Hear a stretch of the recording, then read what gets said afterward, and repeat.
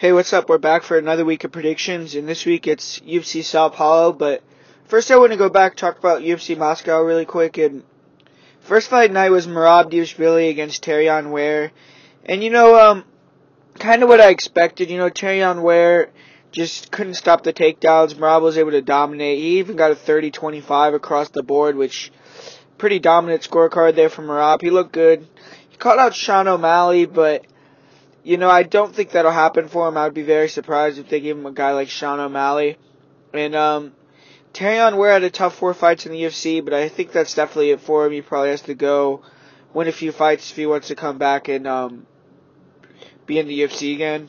But up next there was Ramazan Emeev against Stefan Sekulik, and Emeev looked good. He continued the decision victories he's had so far in the UFC. That's 3 in a row. Pretty dominant. Sekulik had his moments. Actually looked pretty good. He took down Ramazan a couple times, but Emeev looked really good. Did a really good job of closing the distance. Good job landing shots off the break. Very clean punches. Good right hook. He had pretty good ground and pound as well, and he was doing a good job of countering the takedowns with the Kimura attempts, which is pretty nice. So he looked good, and it's time for him to get a step up in competition for Sekulik, Good performance from his UFC debut, short notice, and, he'll get back in there for sure. And up next, Jordan Johnson against Adam Yandiev, and terrible pick by me here. I picked Adam Yandiev, and then before I picked him, I didn't actually see these videos of his latest fight where it looked like it was like a fixed fight where the guy got up for mount. I didn't get to see that before I made the pick. Couldn't find that video, I guess. So, after I saw that, I kind of got a little bit of an idea that Jordan Johnson might get the victory here. But, Jordan Johnson looked good at 185. Pretty dominant victory. I mean, he won pretty easily. Yandiev just didn't look very good. So, Jordan Johnson looks good at 185. Let's see if he stays there, see what he does. And Magomed Ankalaev, he came back in a big way. He was the most confident pick of the week, and big knockout win against Marcin Prokhnio. Bounced his head off the ground like a basketball, man. I mean, really bad finish. Good win for him. And for Magomed, I think he might get one more fight. He might get cut. Who knows? But that's 2 first-round KOs in a row for Prokhnio, so not a good start for his career.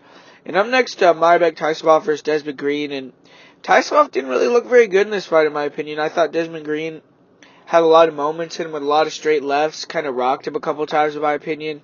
I thought Taisumov kind of looked a little bit tentative to close that distance. Getting hit with a lot of jabs. But I did think he did enough to win.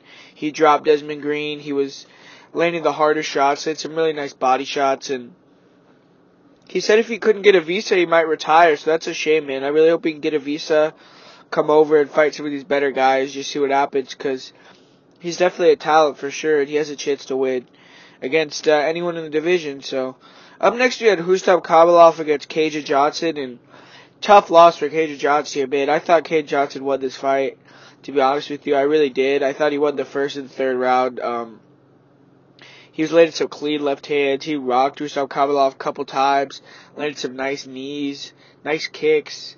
Khabilov just, I don't know, he didn't do that much for me, man. I mean, he got a couple of takedowns, and once he got the takedowns, Cajun was attacking off his back almost immediately. Landed a couple shots on the feet. I mean, it wasn't a complete blowout, but definitely think it was home cooking there for Rustam Khabilov. But he got the victory there. He got the win. And, Khabilov has slowly put together a little bit of a winning streak now. I think he's won like 5 or 6 in a row, so might be time to get him up in that top 10. And for KJ Johnson, I mean, that's probably his last fight in the UFC. And if it is, I mean, it was a great performance to go out on. He looked good, but pretty tough loss there for Cajun. And up next, Petr Yan fought against Jinsu Sun, and great fight, man. I mean, Petr Yan looks so technical with his boxing, just really pieced up Jinsu Sun, but Jinsu Sun gave people a scare, man. I mean, that first round, he won the first round, he got the takedown. Looks very physical for the division, looks very strong, so, he looks like someone that could potentially be, a factor for sure, and he has a hell of a chin, man. I mean, he was just eating shot after shot, wouldn't go down, and, completely exhausted, too. Hell of a chin on, Jinsu Sun. Made it a great fight, and, I think it's time for Petr Yan to get a step of a competition himself, so, that's that fight. And up next there's Khalid Mirziliev against CB Dalloway. And a pretty disgusting display by Herb Dean in this fight, man. I mean, I don't know what he was thinking not stopping that fight. I mean, CB probably quit 30, 40 seconds before he stopped it, and he was just getting hit with a barrage of ground and pound. And I don't know what Herb Dean was looking at. I don't know what he was waiting for, but, man, that was pretty hard to watch. Good win for Khalid. He showed some really good wrestling. Hurt him with the body kick. I almost called that body kick. I was pretty happy when he landed and hurt him, but he wasn't able to finish. He tried to go for a takedown after, but, good one for Khalid. He got the finish. And CB, who knows where he goes from here. And up next, Alexei Kuchenko against Thiago Alves. And I thought Kuchenko won the first and third round, but very close fight. Could have gone either way. Alves had a good performance. Kuchenko started to turn it on in that third round. He really started to kind of give it to Thiago. So I think the right guy won in terms of who did the most damage. So, not really the best debut for Kuchenko. He didn't blow it out of the water like maybe the UFC wanted him to against this aged veteran, but still was able to get the win, and we'll see where he goes from here. For Thiago, he proved that he can stick around in the company. I think he can get another fight. And then next, Shamil Abdurakhimov against Andrei Arlovsky. Kind of what I thought, man. I mean, really boring clinch war. Shamil was clinching every time they closed the distance. Got a few takedowns. Controlled on top. Arlovsky had his moments. But, Shamil was able to squeak out that decision there. And then Jan Blachowicz, man, he looked great against Nikita Krylov. He's able to get that sweep in the first round. He really felt that he had strong top control. Really was a much better grappler than Nikita. Second round, took him down and locked in that submission. He looked great, and great win for Jan, man. I mean, that was a really nice arm triangle, and he's up there now, man. I mean, he should be up there fighting he's already beaten Alir Latifi. He's beaten Jimmy Manawa. So, I mean, those are two guys that are right up around that top five. But he has losses to Corey Anderson, losses to Alexander Gustafsson. So he does have some losses to other guys near the top. So I don't think he'll get a title shot. But maybe he could get the winner of Volkan versus Anthony Smith. That could potentially be a good fight for Jan. And tough debut or tough return for Nikita. And, hopefully he can bounce back from that. But that's a big setback in my opinion. He really got thoroughly dominated in that fight. And up next, Alexei Oleynik against Markos. And, man, I was, pretty confident Markos was going to get it done. And he came out, he was looking good, man. Landed big leg kicks, good movement. Landed a big left hook. And he was really kind of dominating Oleynik, man. I mean, Oleynik didn't even land anything on the feet, really. And then he caught Markos with, I don't know if it was, Markos rolled his ankle or he hit him behind the head or I don't know what happened, but Markos, dropped or slipped, and then after that, Alexei was able to capitalize, get him to the ground, took his back, and choked him out, man. And, Alexei keeps breaking my heart, man. He keeps beating all these Pride legends. He's choked out Markos, he choked out Mirko Krokop, so it's man, he's beating all these Pride guys. And he's a veteran too, man. I mean, 57-11. 54 finishes. I mean, you can't sneeze at that. I mean, that's super impressive. Great win for him. Big victory for him in his hometown. So, good job for Alexei. And I saw on social media that Markos said he wanted to fight one more time in Adelaide to call it a career. So, hope he gets that opportunity. Great career for Markos. And that doesn't drop Markos at all. He's aged. He's taking these fights, and I think that, he's always going to be a legend in terms of the hardcore fans. So, nothing to really worry about for Markos, and a great victory for Alexei Oleynik. So, coming up for the first fight on UFC Sao Paulo, we get to see the debut of someone. I think I already broke down a fight with Olivia Souza, where I was telling you guys that I got kind of a little bit of a, I really like her. I think she's really good. She's a beast. I really enjoy watching her. I like her persona. I really think she's kind of pretty cool. But Alex Chambers, it's gonna be a battle of two kind of natural atomweights. They're fighting here at 115. But Olivia Souza is the former champion at Invicta, and she was supposed to fight before against Jessica Aguilar, I think, and she got injured. So that she's had to push back for a little bit. She's fighting Alex Chambers, and in my opinion, this is a setup fight for Olivia. And, Chambers is 39 years old. She hasn't been very active recently. She's fought only one time since 2015. She's a grappler, but she kind of lacks the striking to set up her shots or the strength to drive through and finish her takedown attempts. She'll throw some decent leg kicks. She's much better going forward than fighting on the back foot. She doesn't really have good hands. They're slow. They lack power. She will throw short hooks at range, but don't really have much effect. She can land her overhand right in the clinch or on the exit. She fights in straight lines, really. If you pressure her backwards, she'll back herself up against the cage. She can get pieced up by quicker fighters. She's weak in the clinch. And she looked a bit improved against Nadia Castle. It's still a weakness for sure. She got bullied. She gets bullied. She can take big knees and elbow strikes. She will attempt body lock trips, but sometimes she can get over aggressive, end up on bottom. She has decent double legs. She can get you down. She tries to get down in position, maintain top control. She was getting caught in a lot of sometimes versus Castle. She got swept in that fight. She can get beat up on bottom. She doesn't have a good get up game. She'll throw up arm bars. That's probably the most dangerous part of her game, really. She has a decent arm bar. She gets tired in round 3. She'll get definitely slowed down. She's tough. She'll grind and power through big shots. And she's being brought in my opinion, to lose here against Olivia Souza in her home country. And Olivia Souza's a G, man. She loves to talk shit. She gets in her opponent's faces. She has no fear. And, I believe it. The way she fights is incredibly aggressive. She's extremely dangerous with her jiu-jitsu. She'd like to dive on submissions in the clinch. She'll try to get the standing guillotine. She likes to attack with leg locks off bottom. She'll attack with double and single leg shots. But her best takedowns definitely the trip or judo throws. And she sometimes will fight for takedowns like it's life or death, man. She'll power through. She'll go from a double to a single, chain things together, and really just be super aggressive with her takedown attempts. And she can get caught in the guard of her opponent, like versus Angela Hill. She couldn't really get out of Angela Hill's guard, and she wasn't really very effective with her ground and pound or her submissions. But she'll stay active. She'll hit body head. She'll keep the top control, and she'll welcome people to come on top of her. She has very good bottom game, good arm bars, good sweeps, good triangles.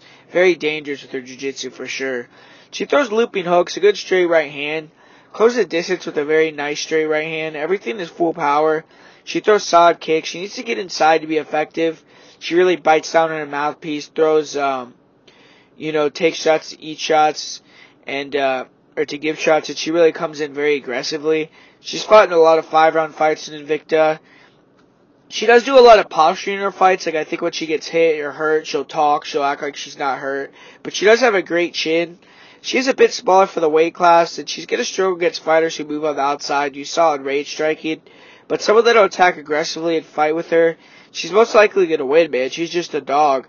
And she gets hit a lot, but, she has very good, a very good chin. She doesn't even really care about getting hit, really. And she's much better at getting takedowns against the cage. And, she dove on guillotines and arm bars. And she tries to do that at the end of the rounds to try to really seal rounds. She has pretty big power, She knocked out Hamasaki with one punch, and she dropped Deanna Bennett with a liver kick. And I think she's going to be aggressive. She's going to get Chambers on the back foot, throw big punches on the feet, close the distance for takedowns. And if Chambers can take the punches, I think that she's going to get a takedown and get a submission. And this is a 115-pound women's fight, so, it's hard to say that she's going to get a knockout, but, I don't know, man. I find it hard to imagine Chambers lasting 3 rounds against Olivia Souza. Souza's finished 9 fights, finished 9 out of her 11 wins. And, Chambers has been finished in 4 of her 5 losses. She's been submitted 4 times. And, I'm going to say that happens again, man. I say Olivia Souza via first round submission in that fight. And I'm pretty confident of that, I was hoping that the line was a little bit better than it is, and I would have put a bet on it, but not a good line that we got on that fight, so that's a bit of a shame, but definitely think Olivia Souza is going to roll, and when the props come out, I think it's definitely worth looking at Olivia Souza inside the distance prop to see what that number is, because it might be worth taking a bet on. And for the next fight, Zaleski dos Santos against Luigi Vengermani, I think. I mean, it's a little bit disappointing. It was supposed to be Bilal Muhammad, but he's going to get this guy Luigi on short notice. And Zaleski's been nothing but exciting in the UFC. He's an all-action striker. Loves to throw down. Uses a lot of lateral movement. Lets his opponents control the center of the cage. But he has a solid jab. He follows it up with a straight or overhand right. He will attempt to land left hook, right hook combinations. And when he can land multi-strike punchy combinations, he can hurt his opponents. He's a fighter who's a blitzer. He'll be inactive, just circle, wait, and then explode when he sees an opening. He'll land a lot of left-right hook combinations. He can get hit with jabs and straight punches. He will try to counter with big winging hooks in the pocket.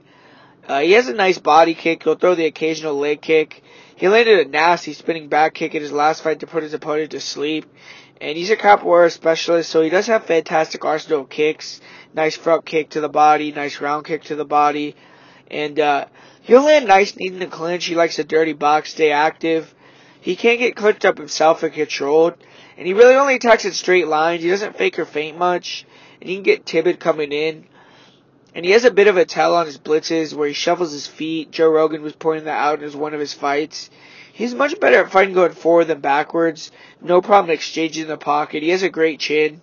He'll attack with single and double leg takedowns. He has decent takedowns, but not great. He's very solid on top, active with his ground and pound submissions.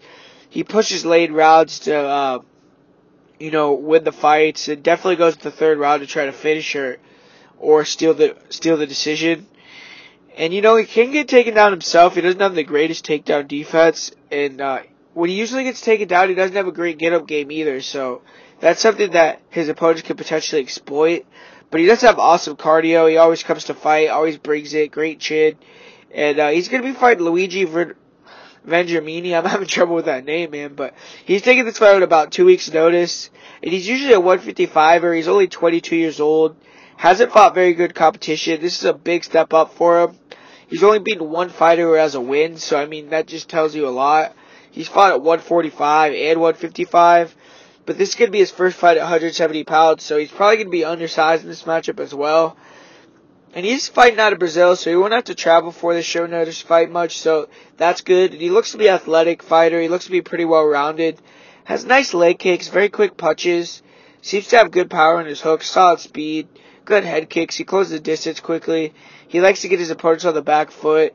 He's never gone the distance, and he's 7-0. He seems to have pretty good wrestling. He has big double leg slams, picks fighters up, very explosive takedowns, has hard ground and pound, good hammer fist, nice leg locks. He uses them to get better top position or to sweep to get back on top. He has good rear naked choke, pretty good Kimura, and I haven't seen him get put on his back or how he is on bottom much, so we're going to have to see how he does with that, or I haven't really seen him put in adverse positions or adverse situations. I haven't seen him get cut. I haven't seen him get dropped and come back. So he's going to have to prove that during his UFC career. And this is a massive step up for Luigi. And to pick him over established, French contender like Zaleski is foolish in my opinion. He has potential, but he'll have a rude awakening for his UFC debut. He's going to lose via third round TKO. I see him dropping down a weight class after this and potentially being able to bloom into a solid fighter. I don't think the upset's impossible. And the way I see him getting it is through wrestling. But, obviously the smart bet is on Zaleski dos Santos. But I would say, I'd be a little bit wary about parlaying up Zaleski in this fight. And up next you have Leites against Hector Lombard. And, man, I mean, they're going to keep trotting these guys out there, I guess. But Leites is going to be fighting in Brazil. He's trying to bounce back from a tough loss via finish in his last fight. He has announced that this is his retirement fight, so congrats on a great career for Talis. And I believe it's the correct decision. And Leites is going to be much taller and longer than Lombard. He's going to try to accentuate that, in my opinion. I see Leites being very aware of Lombard's power and uses a similar game plan to the one he had against Sam Alvey. And Leites is a pretty fluid striker. He has good fakes and fades. He uses that to disguise his entries. Nice fadeaway left hook. Good inside leg kicks. Good lateral movement. He always tries to stay in the middle of the cage. He does a good job not letting himself get backed up. He has a good straight right hand, but he really tries to avoid getting into the pocket as of late. Good body and head kicks, and I think he should try to use head kicks in this matchup. He tries to defend punches at times by leaning back, using head movement, and it leaves him open to getting knocked out or hit with big shots. He's much slower now. He's taken a ton of damage in his last 2 fights. So we have to see where he is at this fight. And for Leites also, he's a multiple-time BJJ world champion. He's one of the better pure jiu-jitsu practitioners in UFC history, so always have to respect that. He has good body lock takedowns. He'll work for submissions such as the arm triangle. He used to have one of the best arm triangles in the business. He caught a lot of guys in it. He tries to stay heavy on top, control, looking for submissions and small ground and pound. He has solid takedown defense himself, but he actually isn't great off his back. He will attempt triangles, arm bars, but he isn't nearly as dangerous as he is on top, and he can get beat up, in his own guard. We saw that in recent fights, and he's slowed down as of late. He's had cardio and chin issues. He still has a good chin overall in his career. He's only been finished by strikes 1 time, and he should try to stick and move, throw a lot of kicks, be very wary of the power of Lombard. He has the range, and if he uses kicks, volume, good movement, he has a good chance to win this fight. And for Hector Lombard, he's coming off a loss that really is a win, kinda. He KO'd CB Dalloway 1 second really after the bell, mid-combination. He was given a loss via DQ. So he at least probably earned confidence from a good performance and landing, a finishing shot after a lot of losses in a row. He's 40. He should probably think about retiring himself soon, but he's still very dangerous early. And he has good leg kicks. He throws them much more frequently since moving to 85 to kind of gauge distance, stay busy from the outside. He tries to crash the distance to land overhand rights. He has knockout power. He has a nice left hook. He tries to close the distance with uppercuts. He keeps his hands low, and his opponent's able to counter with long punches against him. And he's very weathered as well. He makes it a hard fight to predict, to be honest with you. But he's a judo Olympian. He's very physically strong. He rarely uses his grappling, but he has great clinch takedowns, big slams, good body locks. He'll shoot for double legs. Once he gets his fighters down, he doesn't like to advance position much. He likes to stay in the guard, land punches and elbows. He has good power in his ground and pound, but he hasn't taken anyone down in a long time. He is a black belt, but he doesn't really go for submissions much. He only has 7 in his career. He has great takedown defense. I would be very surprised if he got taken down here. And Lombard should look to get inside early, blitz Leites with overhands. If he can hit that chin and test Leites' will, it's possible Leites will find his way out, or get knocked out. But ultimately, I believe Leites will want to win here in front of his home country in his retirement match. And I think he's going to come in fit. I think he's going to come in ready to go. I see him being very careful, using a ton of movement, kicks, and I see him taking a decision here over Hector Lombard, but that's probably my least confident pick on the whole card. So, and I'm next moving on to another fight that I actually am pretty confident in, and my girl Gillian Robertson is making a return. She's fighting against Mayra Bueno Silva, and this is going to be a fun fight. Gillian Robertson is someone I pinpoint as being, potentially being top 5 UFC champion in the future, and she's traveling to Brazil to take on the undefeated Brazilian in Mayra Bueno Silva. He looks to be a BJJ player with some okay wrestling. Silva looks to be a little bit green on the feet. She doesn't have good hands or striking defense. Her opponents are able to close the distance on her with punching combinations to the body and the head. She likes to throw kicks to the outside. She'll throw a lot of leg kicks and front kicks to the body. She'll throw front kicks to the face too, and she will throw spinning kicks to the body and the head. Her kicks are alright, but nothing special. She needs to improve her striking in all honesty. She has good takedown defense. She does a good job controlling the head, digging on underhooks to stay on her feet. She'll try to throw knees to the head in that position, but she doesn't have great attacks from there. She was able to get a front choke submission in her last fight with Dana White Contender Series Brazil, very quickly. And I think she's going to try to close the distance with her kicks to get in a clinch. That she tries to drag you down with a body lock. She looks pretty good on top and off her back in a regional seed fight. I saw she was able to take her opponent down right into side control, moved into mount. And, she got swept, but then immediately got an armbar from her guard, so showed some good jiu-jitsu there. Both the fights I saw ended the first round, and she's 5-0 with 4 first-round finishes. She has one other split decision victory in 2017. And she's fought some decent competition already. She has 4 of her 5 wins in Sao Paulo, so she will have the home crowd on her side. And for Gillian Robertson, she's only 23 years old, man, and she's improving every time out.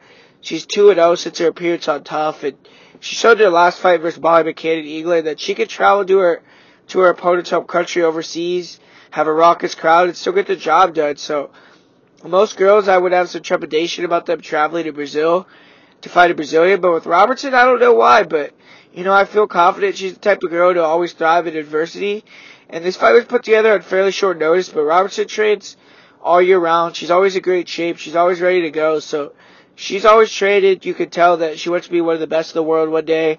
And she's fighting the ATT, which is one of the best gyms in the world, especially for girls. There's a lot of high-level women there. Winning in Jacek, Amanda Nunes. And Gillian Robertson's a developing striker, but she has a nice straight right hand, good timing on it. She'll catch you with it when you're coming in. She'll throw out a jab, the occasional leg kick, but she really doesn't throw many kicks. She just uses her striking defensively, try to counter, and just wait for the opening for a takedown. She does have good head movement. She does a good job moving, not staying in front of her opponents. She won't throw much in combination, and she doesn't agree with her defense if she's standing in the pocket. She has a really nice single leg. And she makes people respect her right hand and fakes it. Will go for the single. She does a great job of driving through on her single leg entries, kind of circling around, making sure the takedown is pretty easy. She also had a very nice arm drag takedown against Molly McCann. That was really nice. Where she came in for a single, came back up, trapped the arm, then rolled, went for a leg lock, came back up on top. Pretty impressive. And she has fantastic jiu-jitsu, very heavy on top. She's very methodical. She'll pass to better positions. Does a great job of getting the side control, then going knee on belly into the mount. Does a good job staying on you if you scramble and eventually get in the mount.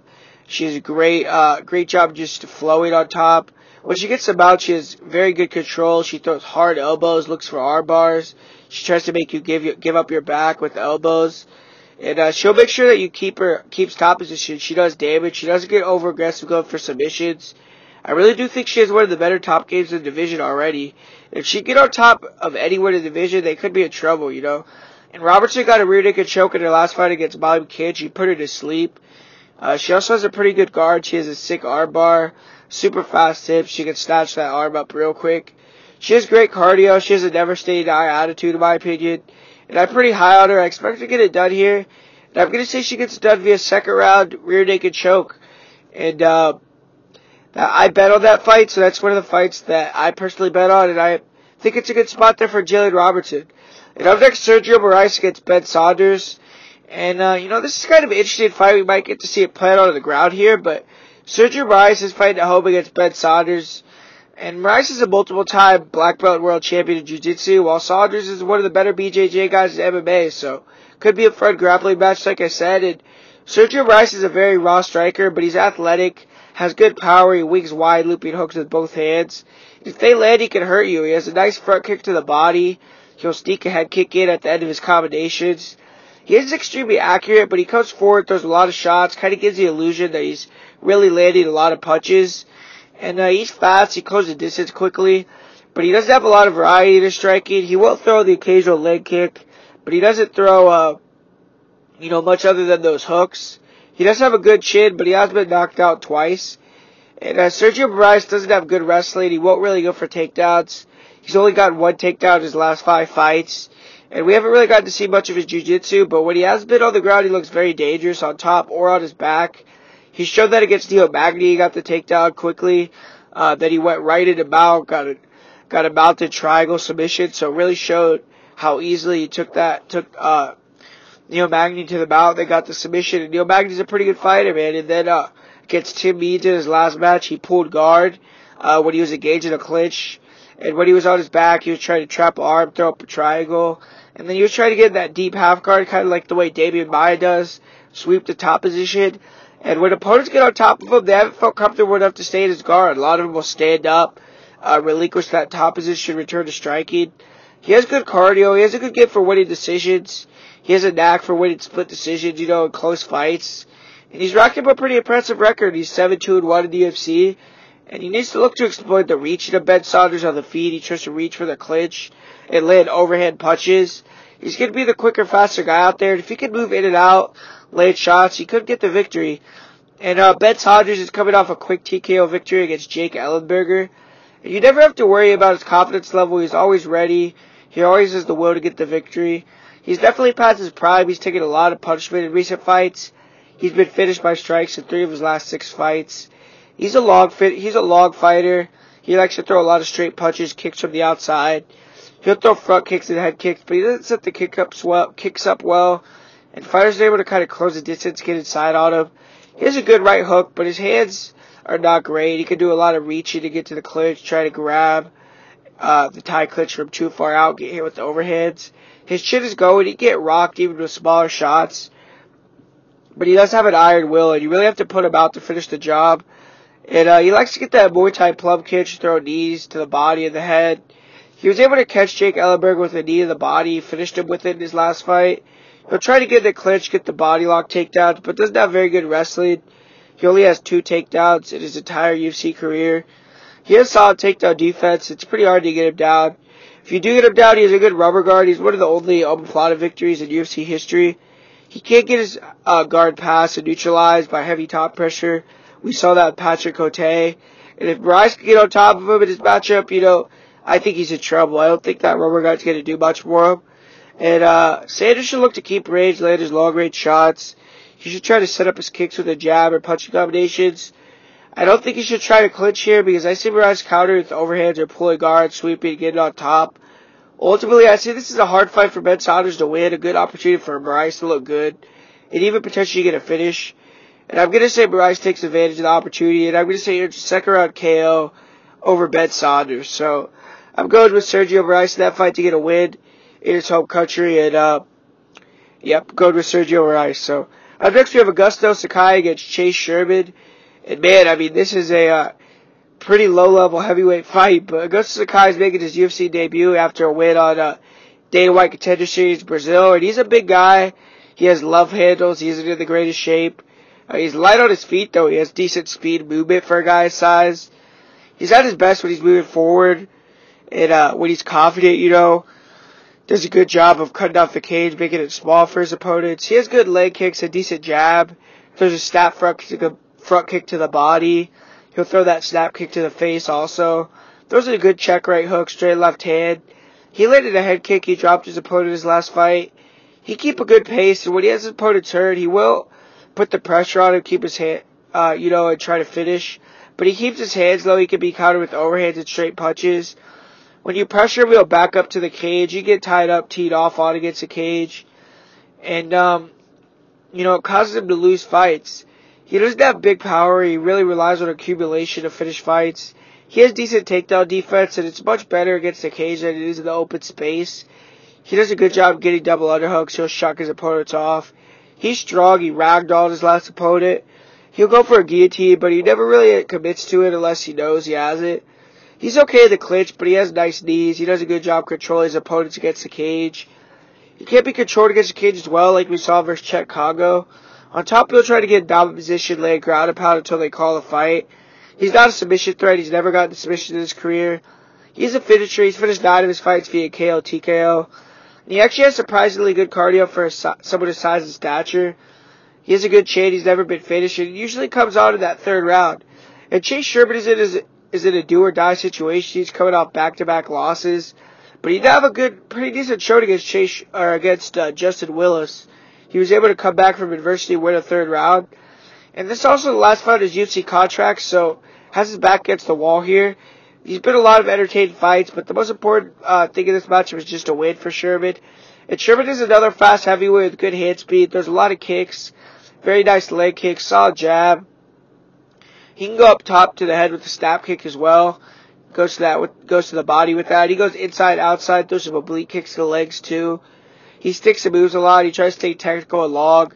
He doesn't throw a bunch of power to his shots. He can lose his technique, get wild if you engage him in a firefight. He doesn't move his head off center line. He get hit with overheads. He has cardio issues. He got tired after round 1, but he was able to weather storm and win round 3 in his last fight, like I said. And Sherman is going to be the fast, more athletic, powerful guy. He needs to accentuate that by going forward, making Sakai fight off his back foot. If he gets Sakai moving backwards, he really has a chance to win the stand-up here. And Sherman does not have grappling to speak of, really. He won't go for takedowns. But he has decent takedown defense. He was able to control Justin Willis' posture, survive after being rocked in round 1. And Willis is a pretty big, powerful wrestler. When he gets taken down, he isn't a submission threat. He didn't really have much of a get-up game. But he has game. He has a good chin. And this fight's going to come down to if Sherman can keep Sakai moving backwards for 2 or 3 rounds and not get tired. If he gasses out really badly, Sakai has a chance to put pressure on and finish in round 3. But I think that Chase Sherman with his back against the wall and I think with his back against the wall and this being the last fight of his current deal, I think he's going to be able to get it done, man. I think he's going to be the crisper, cleaner striker. I think he's going to keep Sakai backing up against the cage. I think he's going to land more volume. And I'm going to say Chase Sherman wins a decision 29-28.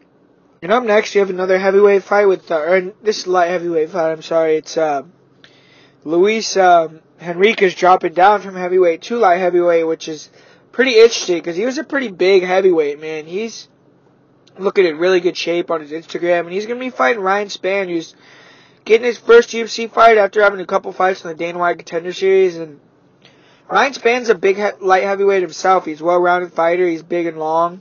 Good hands. He's long and rangy. And he has a very nice snappy jab, powerful straight right hand. He's fast and accurate with his 1-2.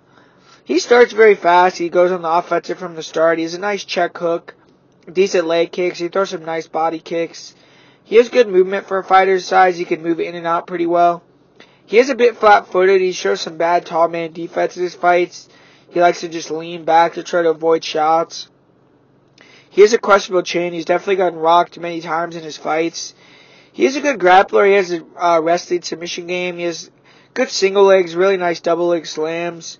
He'll jump on guillotines. Does a good job using it to roll his opponents in a mount, get dominant position if he can't get the choke. He can get very desperate for takedowns, go in very sloppy with his entries. When he gets in the clinch, he has bad defense. He leaves his head exposed to be hit with the elbows and punches, especially when he goes for single legs. He got knocked out by Carl Robertson with the elbow because of that. And then recently, he got hurt very badly by Alex Nicholson in the same position. So it doesn't seem like he's learned his lesson. Hopefully he has now, but that's definitely a position that you can't leave yourself vulnerable in. And he has solid ground and pound. He has fairly decent top control. He does a good job taking the back quickly when he'll lock in the body lock. He's good at seeking rear naked chokes. He's finished 13 of his 14 wins. He doesn't go to the scorecards much, so this could be a finish. And he does tend to get a bit tired in round 3, but he doesn't have bad cardio. And Luis Henrique is making his debut at 205. He's a pretty big heavyweight. He looks in great shape for this matchup, and if he can make the drop safely, he's going to be a powerful force at 205. And he's not a great striker, very rudimentary. He has good power. He's pretty explosive closing the distance, but he doesn't have much variety. He was throwing a jab more in his last match, but he was throwing it a little lazily. He got countered with his hands. He got dropped. He throws wide hooks. He'll try to get in the clinch, get a hold of his opponents. He'll double, triple up on his right hook when he comes forward. He has a decent tie clinch knee. He doesn't throw many kicks, but he did throw a good head kick in his last fight. He has powerful low kicks. He will use a lot of movement, then just explode in or try to get the takedown right as the round starts. He doesn't have good entries into his shots or his blitz striking attacks. He's very sloppy closing the distance. He does have a good chin. He'll eat shots, get a hold of his opponents. And he's been fighting heavyweights. He fought Francis Ngannou, took Ngannou shots. So he has a chin, especially for a 205. And does a good job eating shots, getting a hold of his opponents, dragging him to the ground. He has good wrestling. He's very physically strong. He likes to try to get his opponents in a clinch against the cage, go for trip takedowns. He has good strength. Nice job controlling his opponents against the cage. He'll land short shots while looking for trip takedowns. And he'll try to drop down, shoot for double legs. If he cannot get the double leg, he has a decent single leg takedown. He's relentless with his attempts when he needs to be. He does a good job forcing the action. He has big ground and pound. When he takes you down, he'll rain down shots to your guard, big elbows and hammer fists. He really batters his opponents with them. He likes to get into half guard control and laying ground and pound from there. He's gotten a couple choke submissions in the UFC, but it looks like he has more strength and technique when it comes to his BJJ. He has pretty decent cardio, and coming down to 205, we're going to have to see how he looks, but he's a powerful guy, and he's going to need to get inside, land short shots, close the distance to get on top in this fight. If he could take Spann down, I think he'll be able to control and beat him up for Spann's guard. In space, Henrique's going to be vulnerable. He's going to be slower, less experienced, but he's tough with a good chin. Spann's going to want to strike in this fight. He should try to look to keep the range and throw that 1-2 down the pipe. He needs to use his lateral movement, not get tricked into grappling with the bigger, stronger guy. But ultimately, I think Henrique is less weathered. He's improving.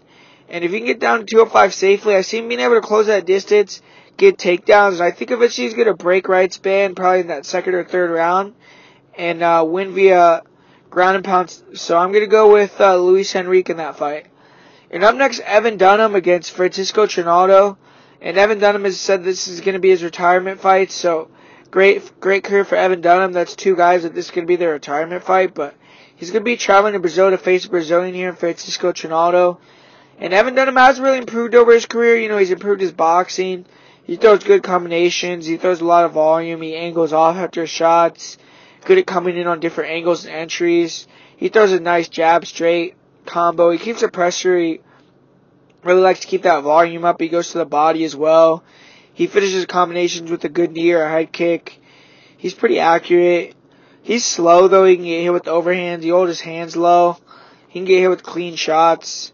He has a good chin, but he's taken a lot of damage over his career in his last few fights, for sure. But he likes to mix it up, go for takedowns. He has good double legs. He likes to grind against the cage, get body locks. On top, he's very good. He attacks a lot of choke submissions. He likes darces, guillotines, Japanese neckties. He also has good, strong ground and pound. He's accurate with his ground and pound. He's tricky with the submission game. He even has his own jiu-jitsu school here in Las Vegas, Dunham Jiu-Jitsu. He has good takedown defense himself. He has been rocked in the clinch, though, with big elbows. He has good cardio. He can go for all 3 rounds at a good pace. He should look to wrestle in this match, get Trinaldo on his back, look for a submission. I think it's a tough task, but if he can get Trinaldo down a couple times in each round, I think he could potentially find a submission or win the round.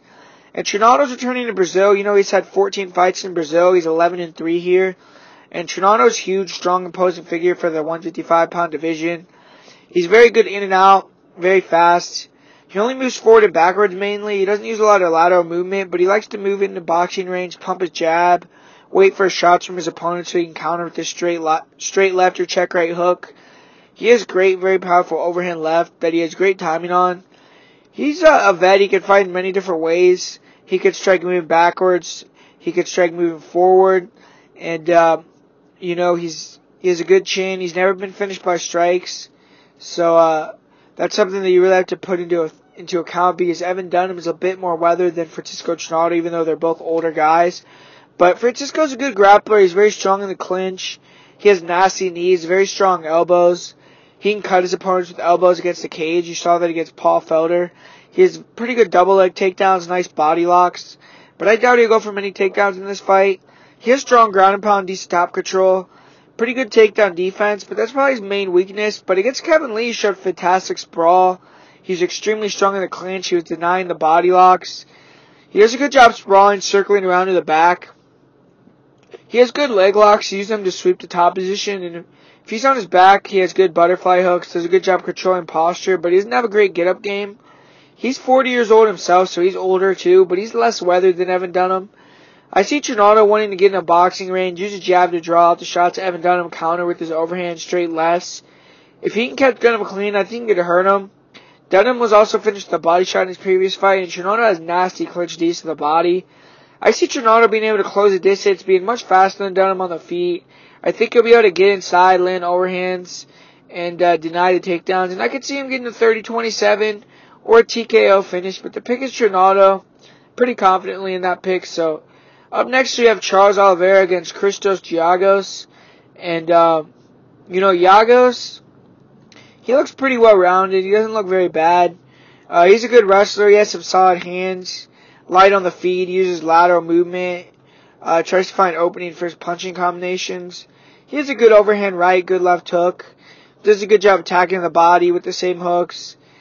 He'll strike his way into the clinch or into a takedown attempt. He does a good job blending the wrestling and striking together. He has a really nice flying knee. He's knocked fighters out with it on the regional scene. He doesn't use a jab or throw many punches to set up his hooks. And he can get a bit predictable with the stand-up. Overall, he is dangerous. He closes the distance well with punches. Has power. And he's only been TKO'd one time, so he has a good chin. He's a good wrestler. He does a nice job of closing distance with punches and then level changing and takedowns. He has good double legs. He'll get you up in the air. He'll slam you. And if he can get his hands together, you're definitely going for a ride. He has good timing on those double legs as well when you're against the cage. Does a good job circling around to finish. He could sometimes shoot him with sloppy takedown attempts, get denied. He has good ground and pound, decent top control. But people are able to stand up from bottom on him. He has pretty good offensive submission game. His takedown defense is a bit questionable though. And people have been able to get him down pretty easily. He isn't great off his back. He allows fighters to transition into dominant positions. He's been submitted 3 times. He got submitted very quickly by Gilbert Burns. If Oliveira can get him to the ground, especially early, I see him getting submitted. And Yago should look to abandon his wrestling in this fight. Keep it on the feet. If he gets tough to takedowns, land some punches on Oliveira, he may be able to break the very breakable Charles Oliveira. So, Charles Oliveira is a boom and bust fighter. If he can't get the submission, he'll more than likely lose the fight. He seems to check out mentally if he doesn't get submissions early, and his opponent's able to finish him later on in the fight. He has a couple decision victories over guys like Jeremy Stevens, so he has shown he's able to get decisions, but not very often. He's coming off a very quick finish of Clay Guida via submission in the first round. He has good offensive striking. He'll throw a nice jab, throw a lot of round kicks to the legs, to the body, to the head. He'll sit down on those kicks, throw full power, because he doesn't have much fear of being taken down.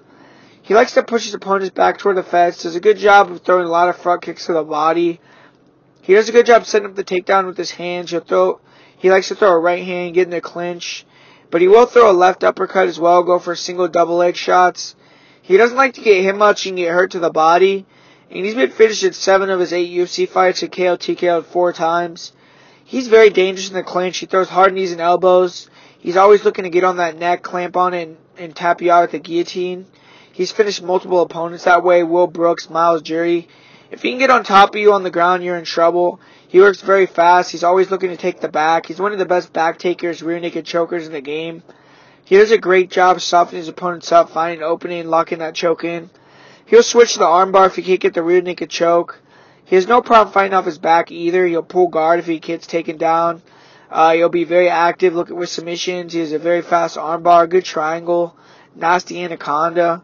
He can't get submitted himself. He's been submitted 3 times in the UFC, most by guillotine. He has pretty solid cardio and go for all 3 rounds if he doesn't face much adversity. He has a clear path to victory here. He'll need to get the fight to the ground and get the submission. If he can get on top of Yagos early, I see him taking the back, getting the rear naked choke or armbar finish. So I'm going to go with that. I'm going to say Charles Oliveira wins via first round submission. And up next we have Brandon Markos against Marino Rodriguez. And another fight that I'm pretty confident in. You know, I could not find much footage on Rodriguez, but from what I was able to find, I was not very impressed.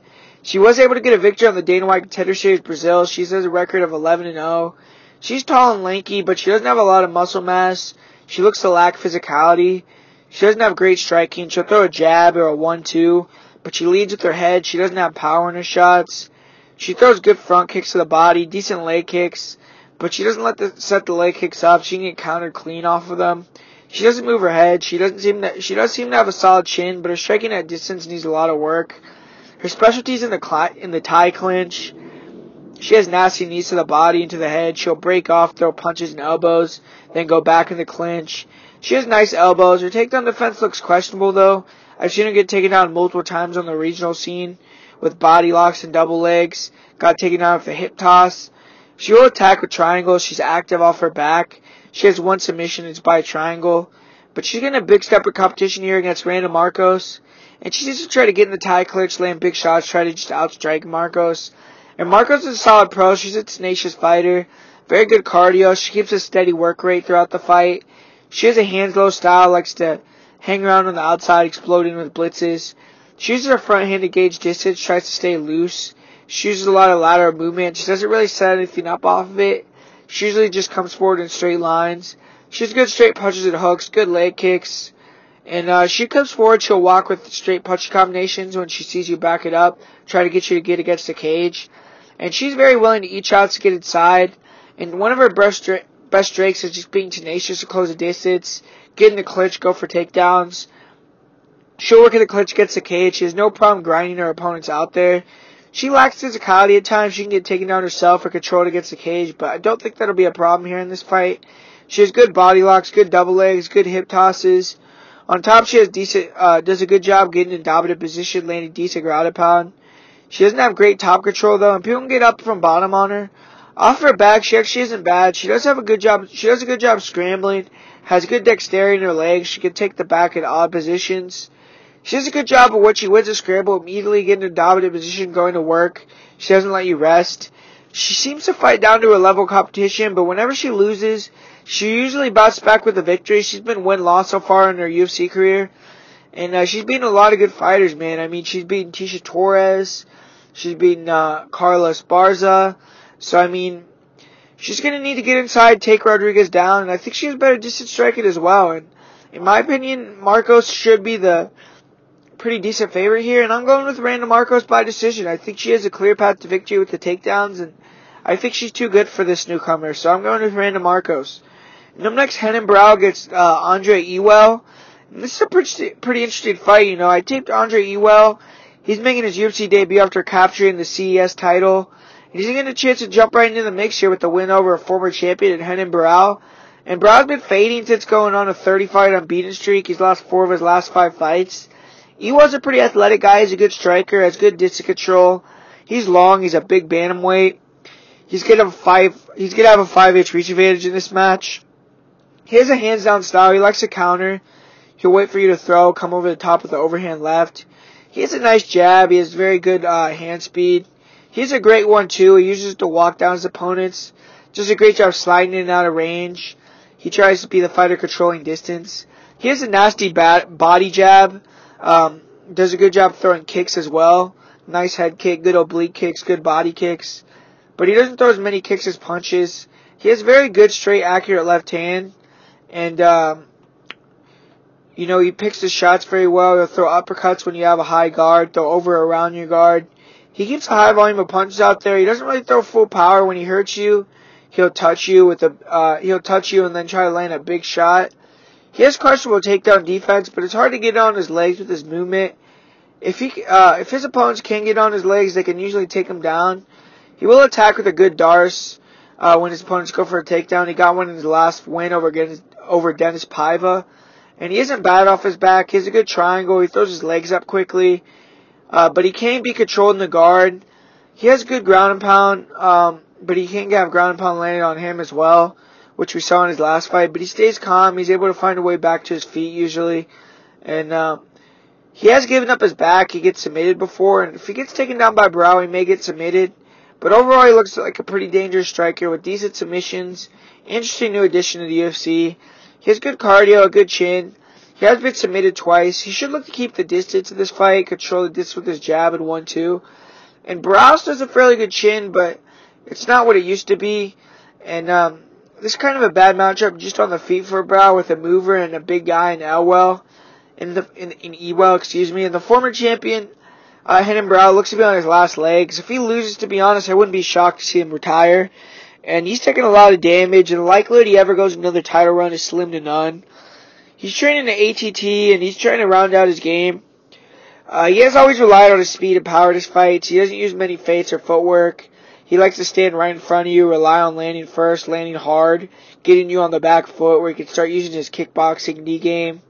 If you stay on the outside with Renan but stand in front of him, he's going to tear you up with devastating leg kicks, flying knees, head kicks, spinning heel kicks. He's pretty dynamic. If you move, you use feints, footwork, he seems kind of lost. He doesn't know how to play that game. Inside, he has solid hands. He actually has good combinations. His chin isn't what it used to be. He can get rocked with shots, but he's still durable. He took a beating from Brian Kelleher in his last fight. He has started to look way more for takedowns, you know, work his jiu-jitsu than he has in the past. He has a solid double leg, good timing on his shots. He'll try to shoot in, take you down near the end of close rounds. He's a black belt in jiu-jitsu and very good on the ground. You have to be aware of his back take and his submissions on top. Off his back, he isn't as dangerous, but he can still sub you or sweep you if you don't mind your P's and Q's. And he gets very tired in his fights. Recently, like against Kelleher, he was doing a lot of reaching to try to clinch up, slowing down in the fight. And I think he's going to look to do that again. He was the big, fast, long, powerful guy. And I think he's going to be too much for Barão to deal with at space. I think it's going to be very hard for, him to get Ewell to back up. And I think he needs to try to slam low kicks, try to chop Ewell down. Then I think, he should try to pressure, close the distance, get on top. But this is Ewell's fight to lose on the feet here, in my opinion.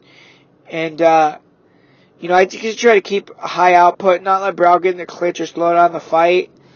And, I think he could potentially get a TKO here in this fight against Barão, but it's a pretty close fight overall. But I'm going to go with Andre Ewell by third round TKO.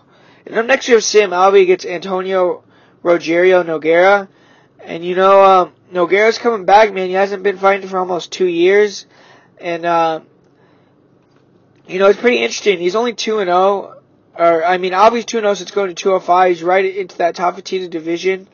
And, I feel that he's been around forever, but since his first round of tough, feels like 10 years ago, but he's only 32 years old, 10 years younger than his opponent. So, Sam Alvey is what he is at this point. He's a low output counter striker.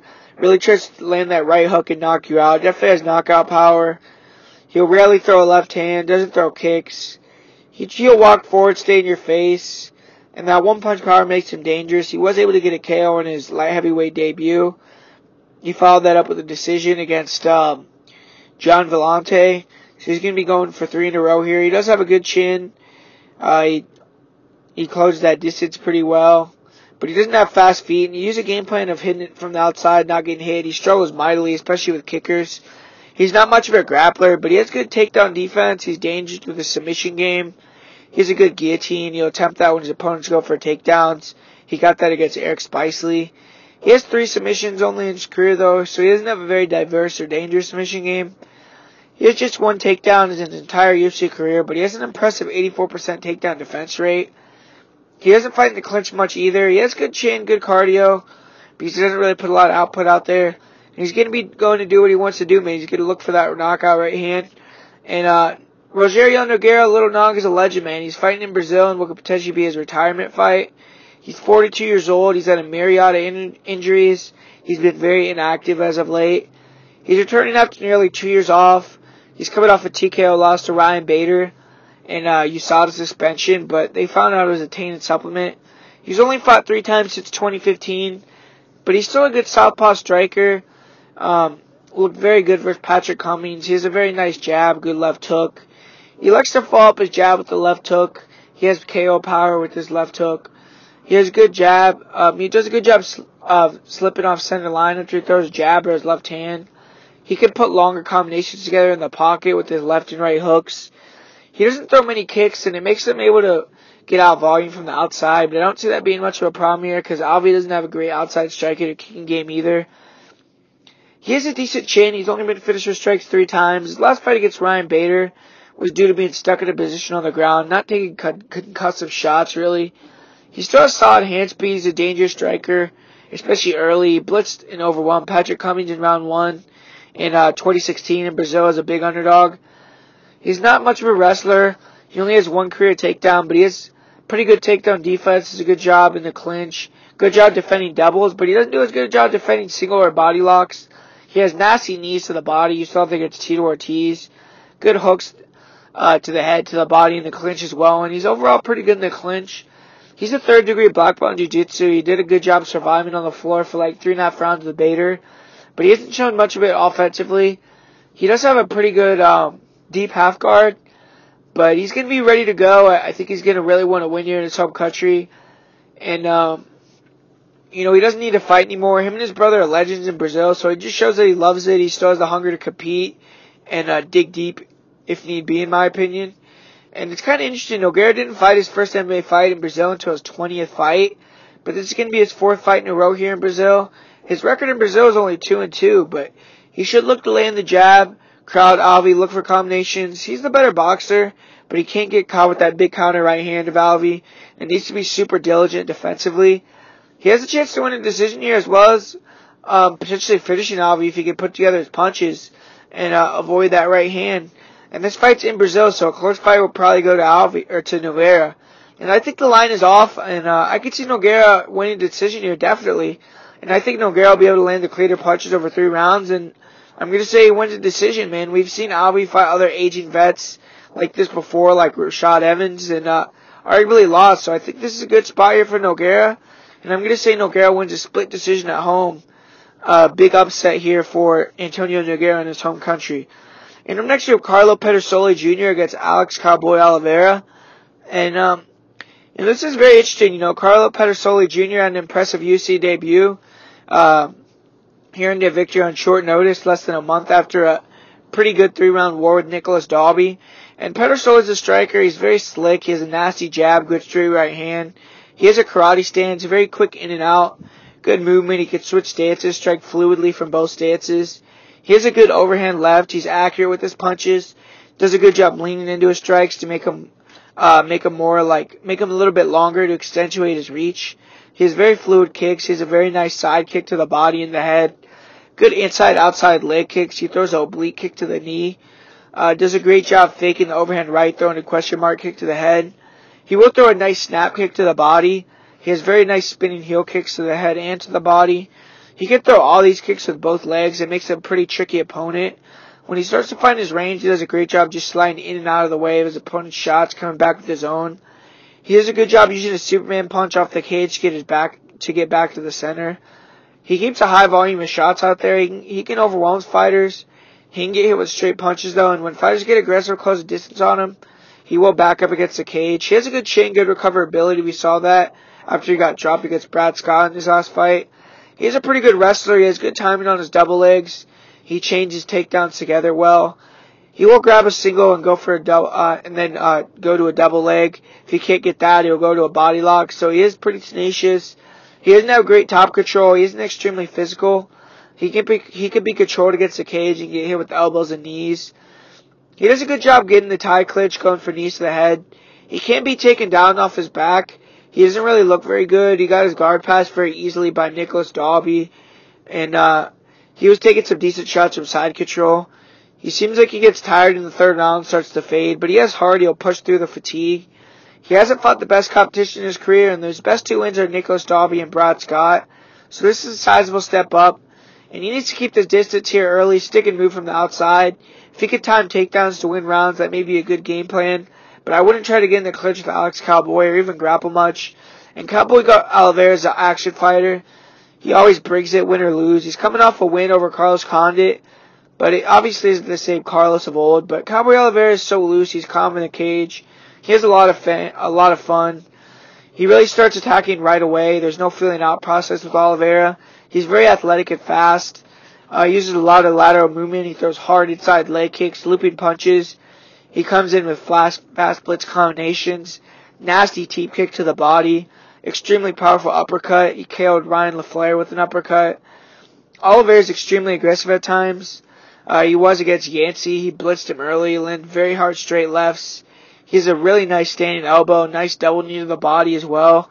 Alex Oliveira's offensive weapons are amazing, and I think he can be one of the best fighters in the entire division. If he could just hone in the aggressiveness, get a little bit more technical. He has a good chin, but he has taken a lot of damage. He does do a good job getting double underhooks in the clinch. He keeps control. He lands nasty knees to the body. He has good elbows off the break. He's very physically strong. He control and finish his opponent to that position against the cage. He has good body locks, good double leg takedowns against the cage. He has nasty ground and pound. Very good top pressure. He looks for arm triangles from top control. He can get swept and was swept and double legged by Carlos Condit a couple times. He used a lot of strength and bustling on bottom rather than technique. He did get a nice guillotine finish in his last fight after he rocked him with a up kick. He needs to blitz Pedersoli early, get Pedersoli uncomfortable.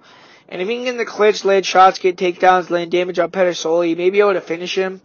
And Pedersoli's never fought someone with Cowboy's speed, power, and just pure physicality. I see Cowboy landing nice straight punches, good front kick to the body, closing distance, making Pedersoli very uncomfortable, getting in that clinch, landing shots. I think he's going to take Pedersoli down. I think he's going to grind him out a little bit early. And Pedersoli's going to need to catch Cowboy when he's closing the distance and make him not want to close that distance anymore. But I have more faith in Alex Cowboy being able to implement his game than Pedersoli. So I'm going to go with Cowboy via second round KO, TKO. And then on to the main event, Thiago Santos against Eric Anders. And, this should fight Eric Anderson just got announced as the replacement for Jimmy Manuwa. And this is kind of I like this matchup, Thiago Santos is a kicker, really has nasty, devastating kicks from the outside. And, really people are hesitant to close that distance. He has jumping side kicks to the head that are really nice and very nice knees. Showed a good takedown game in his last fight where he was getting body locks. But his chin is questionable, man. If people get inside on him, they could land clean punches on his chin. He seems like he doesn't really like that. He got dropped by David Branch had finished. Got rocked by Jack Marshman. He even got hit a little bit in his last fight by Kevin Holland, and looked like he got rocked a little bit. So his chin's definitely a little bit questionable, and definitely needs to stay on the outside. Needs to not let Anders close that distance, and get in the boxing range. Because if he lands one of those punches on his chin, man, you could see Thiago Santos dropping. Anders getting a big victory here, and Santos, he seems like he's very good when he's being the bully, but he's not very good, when he's getting hit, when he's being the nail, So we're gonna see what happens, I don't know. I think that Anders is someone that does a really good job cutting off the cage, closing the distance, sliding in and out, but he's a bit inactive at times, and if he hangs around on the outside against Thiago Santos, that could be a very bad game plan, man. He could get finished quick with a body kick. But he seems like one of these guys that's pretty durable. It can take a lot of shots. And, he got fucked over the last time he was in Brazil, or, according to, you could argue that he should have won that fight against Lyoto. So I think he's going to come in on short notice. He's going to have nothing to lose. He's coming up a weight class, so he doesn't really have to cut weight. That's another thing. Both these guys are 85ers fighting at 205, so they don't have to cut weight. So we're going to see them at their optimum. And, man, I think Eric Anders is going to do it, man. I think Eric Anders is going to pull off the upset. I see him being able to close that distance, get into the boxing range, and land a big shot, man. And I see Thiago Santos going down. I think Thiago Santos is going to want to keep that distance, throw a lot of kicks, maybe even get some takedowns. But I think whenever they get in boxing range, I think Santos is going to be vulnerable, man. And Eric Anders has big power. And I'm going to go with Eric Anderson. I think he's going to be able to get inside and get the finish, man. So I'm going with Eric Anders by third round TKO against Thiago Santos. And I think that's going to be an upset. So, yep, I'm going to go with Eric Anders. And for the parlay of the week, guys, and my most confident pick, I'm going to say my most confident pick will be Livia Souza inside the distance. But for an actual person, I would say my most confident pick, I'm going to say my most confident pick is going to be Gillian Robertson. And the parlay of the week for me this week is going to be Randa Markos and Gillian Robertson.